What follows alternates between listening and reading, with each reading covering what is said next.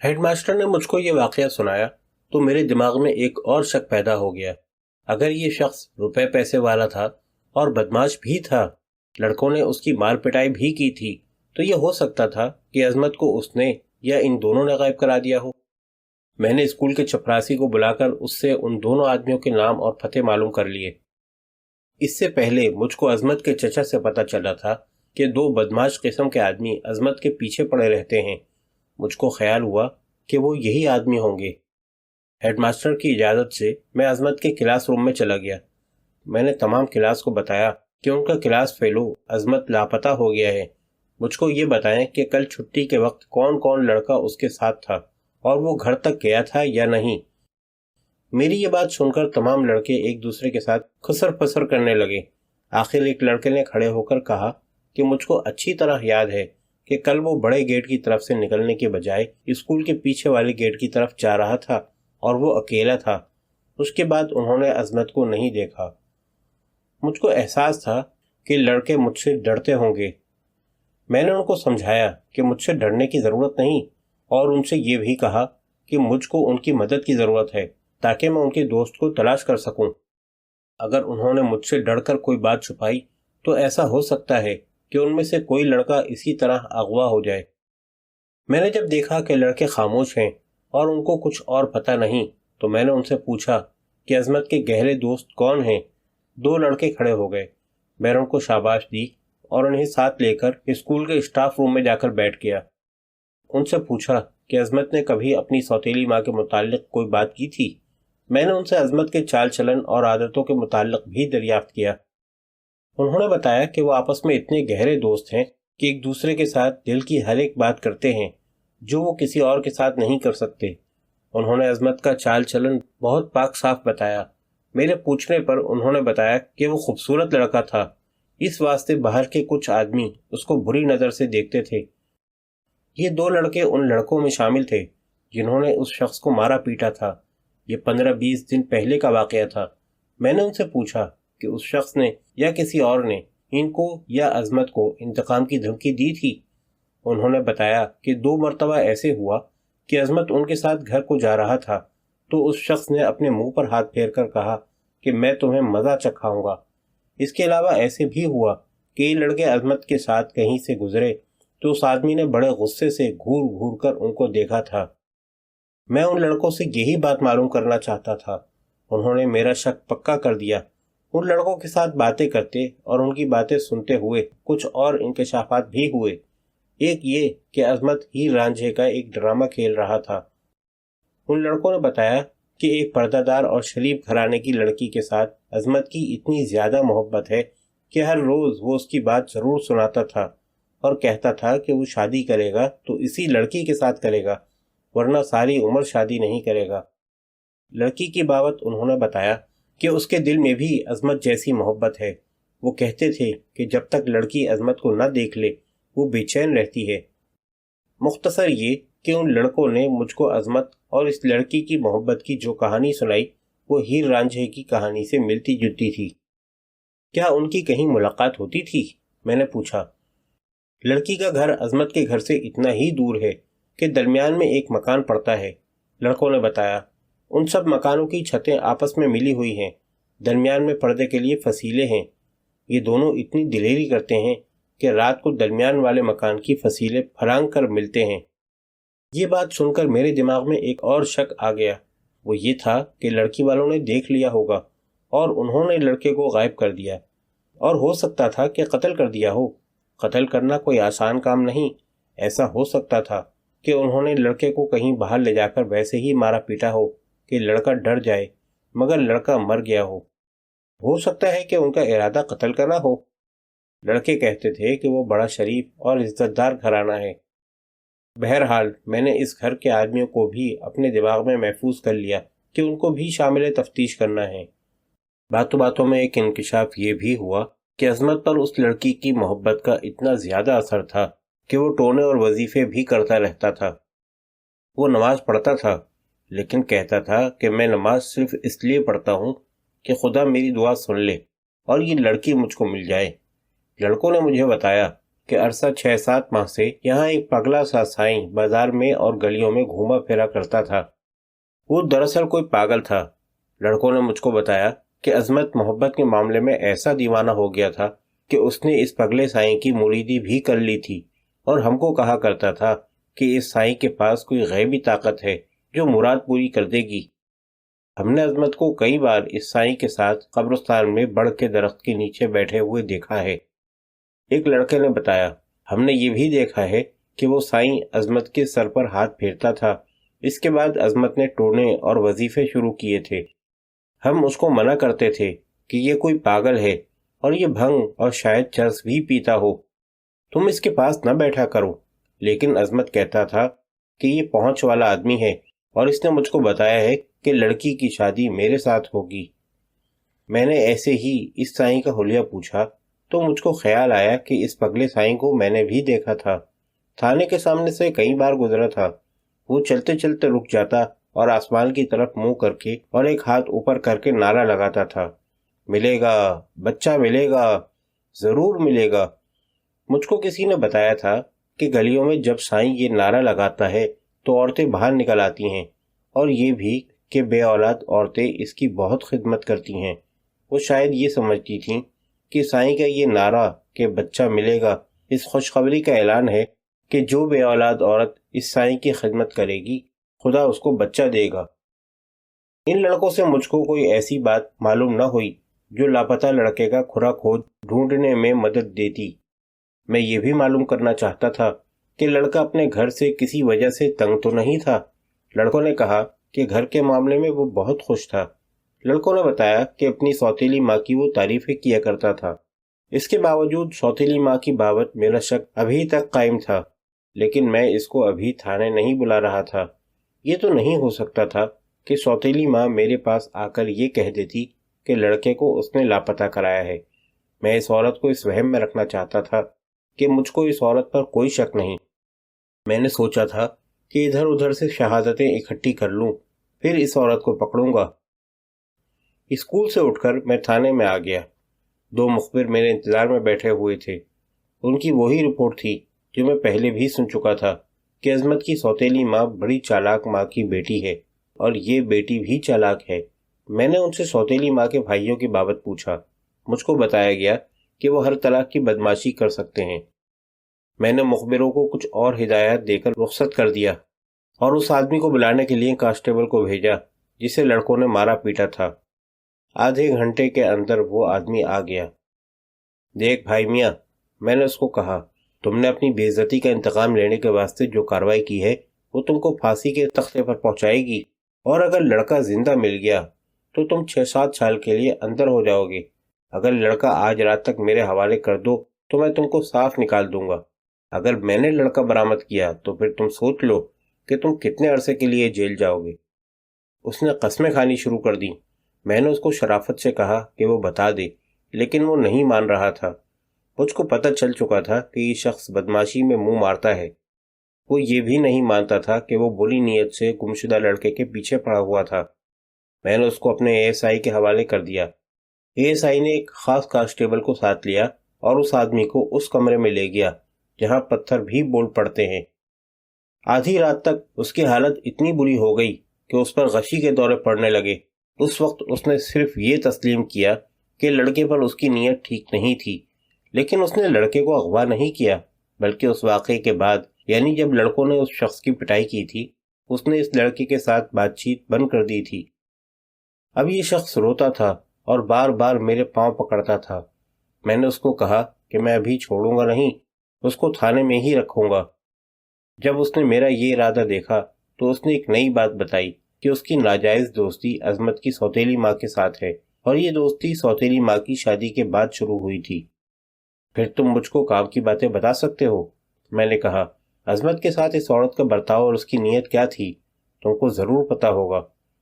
اس لڑکے کو وہ اپنا سگا بیٹا سمجھتی ہے۔ اس نے کہا، نہیں، مجھ کو شک ہے کہ اس لڑکے کے ساتھ سوتیلی ماں کا پیار ماں والا نہیں۔ اس عورت کو جتنا میں جانتا ہوں اتنا کوئی اور نہیں جان سکتا۔ اس نے کہا، میں یقین کے ساتھ کہتا ہوں کہ اس لڑکے کو وہ سچے دل سے چاہتی تھی۔ میں آپ کو یہ بھی بتا دیتا ہوں کہ ایک بار میں نے خود اس کو مشورہ دیا تھا کہ تمہارے خاوند کی اتنی زیادہ جائیداد ہے، تمہاری اولاد زیادہ ہونی چاہیے تاکہ جائیداد میں سے تمہارا حصہ زیادہ بنے۔ خدا کی قسم، اس نے کہا تھا کہ اس کو جائیداد کا کوئی لالچ نہیں۔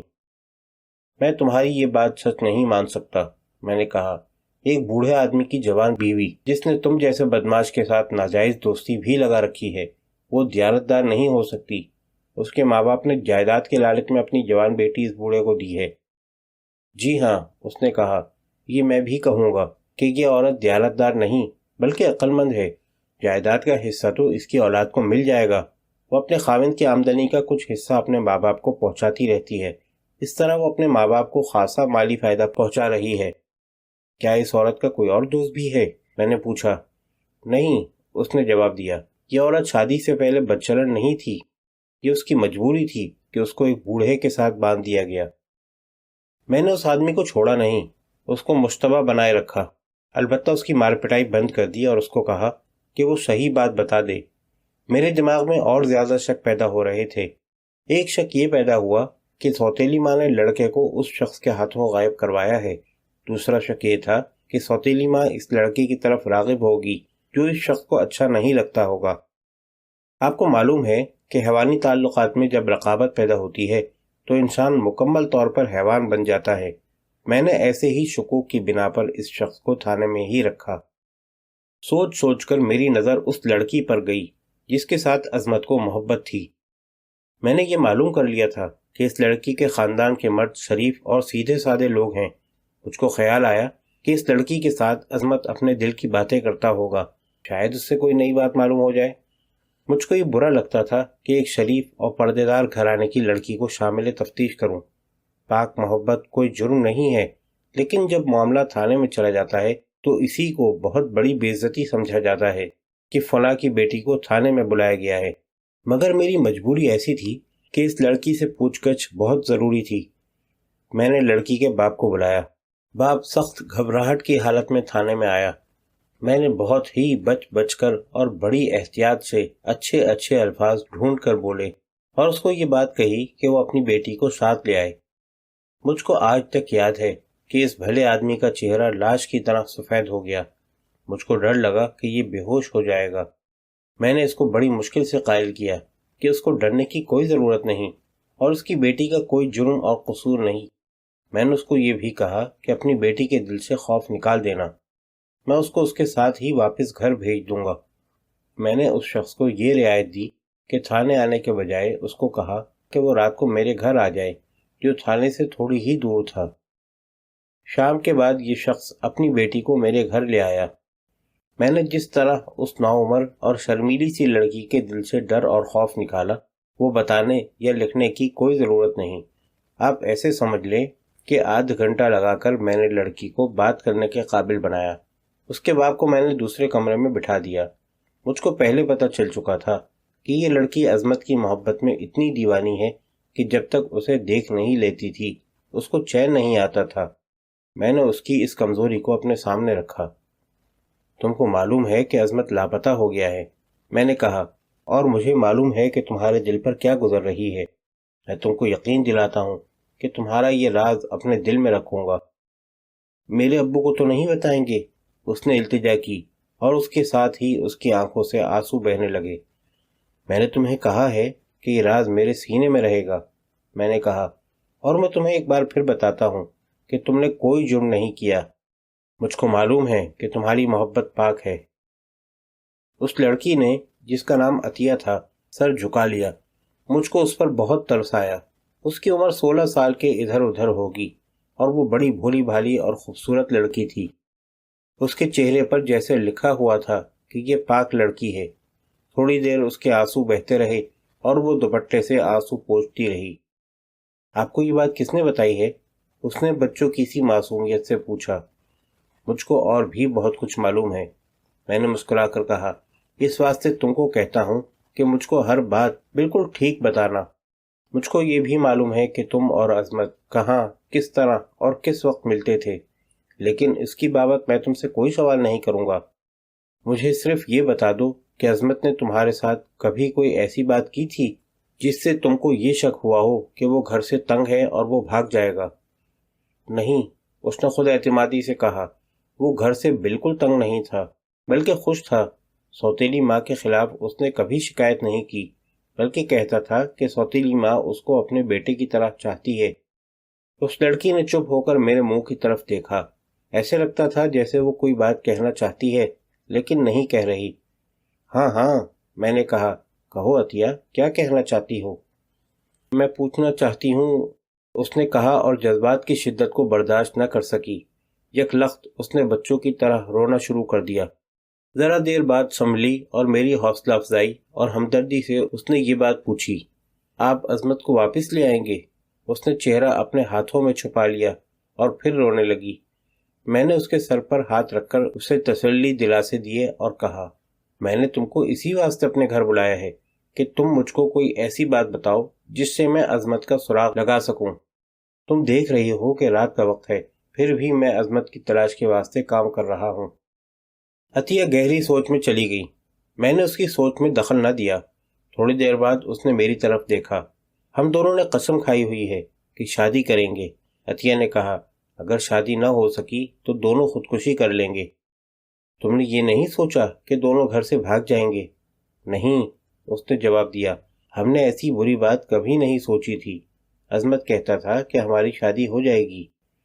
اس کو ان ٹونوں اور وظیفوں پر پورا اعتقاد تھا جو وہ کرتا رہتا تھا۔ میں نے کہا۔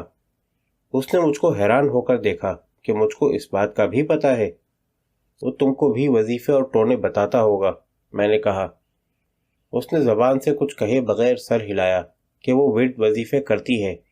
مجھ کو ان دونوں کے وظیفوں اور ٹونوں سے کوئی دلچسپی نہیں تھی۔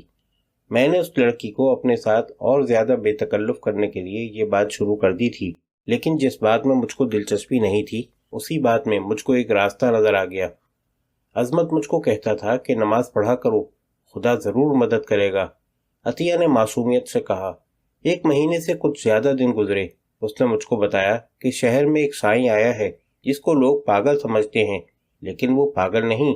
عظمت نے مجھ کو بتایا کہ ایک روز اس سائیں نے اس کو روک لیا اور اس سے نام پوچھا۔ عظمت نے اپنا نام بتایا تو سائیں نے کہا کہ تم جھوٹ بولتے ہو، تمہارا نام عظمت نہیں، ارشاد ہے۔ تمہارا نام کس نے بدل ڈالا ہے؟ عظمت نے مجھ کو بتایا کہ وہ سائیں کی اس بات پر ہنس پڑا اور اس کو پاگل سمجھا۔ اس پاگل سائیں نے عظمت کا پیچھا نہ چھوڑا، اس کو کہیں نہ کہیں مل جاتا اور اس کے ساتھ پیار کی باتیں کرتا تھا اور اس کو ارشاد کہتا تھا۔ عظمت کو یقین ہونے لگا کہ اس سائیں کے پاس کوئی غیبی طاقت ہے۔ دراصل عظمت میرے واسطے ہر طرف ہاتھ پاؤں مارتا تھا اور اس کو جہاں کہیں کوئی وظیفہ یا ٹونا پتہ لگتا وہ وہی کرنا شروع کر دیتا تھا۔ اس نے اس سائیں کو کہا کہ میری ایک مراد ہے، وہ پوری کر دو۔ اس نے سائیں کو مراد بتائی۔ سائیں نے اس کو کہا کہ اس مراد کے واسطے 40 دن کا چلہ کرنا ہوگا۔ اس نے عظمت کو کہا کہ تم یہ چلہ صحیح طریقے سے اور صحیح جگہ بیٹھ کر لو تو تم کو صرف اپنی پسند کی لڑکی ہی نہیں بلکہ خزانہ ملے گا۔ 4-5 دن گزرے۔ عظمت نے مجھ کو کہا تھا کہ میں اگر کہیں غائب ہو جاؤں تو فکر نہ کرنا، میں واپس آ جاؤں گا۔ عطیہ کی یہ بات سن کر تو میں اچھل پڑا۔ میں نے اس کو کہا کہ وہ مجھ کو یہ پوری بات سنائے۔ اس نے کہا کہ اس کو عظمت نے یہ بات بتائی تھی، وہ اس نے مجھ کو بتا دی ہے۔ اس کے بعد عظمت لاپتہ ہو گیا۔ اس لڑکی کی مجھ کو مزید ضرورت نہیں تھی، اس واسطے اس کو بھیج دیا اور میرا دماغ اس سائیں پر اٹک گیا۔ میرا دل کہتا تھا کہ یہ سائیں دراصل بردہ فروش تھا اور پاگل آدمی کے بہروپ میں تھا۔ وہ ایک خوبصورت لڑکے کو ورغلا کر لے گیا ہے، لیکن ابھی یہ دیکھنا تھا کہ یہ سائیں قصبے میں موجود ہے یا غائب ہو گیا ہے۔ میں تھانے میں چلا گیا۔ اپنے ASI، ہیڈ کانسٹیبلوں اور کانسٹیبلوں کو اکٹھا کر کے کہا کہ یہاں جو پاگل سائیں پھرتا اور صدا لگاتا رہتا تھا، ملے گا، بچہ ملے گا، اس کو دیکھو کہ یہیں ہے یا کہیں چلا گیا ہے۔ میں نے ASI کو کہا کہ مخبروں کو بھی استعمال کرے۔ اگر عظمت اس سائیں کے پھندے میں پھنس گیا تھا تو یہ کوئی عجیب بات نہیں تھی۔ نوجوانی میں جب انسان کے جذبات جوش میں آتے ہیں تو عقل ماری جاتی ہے۔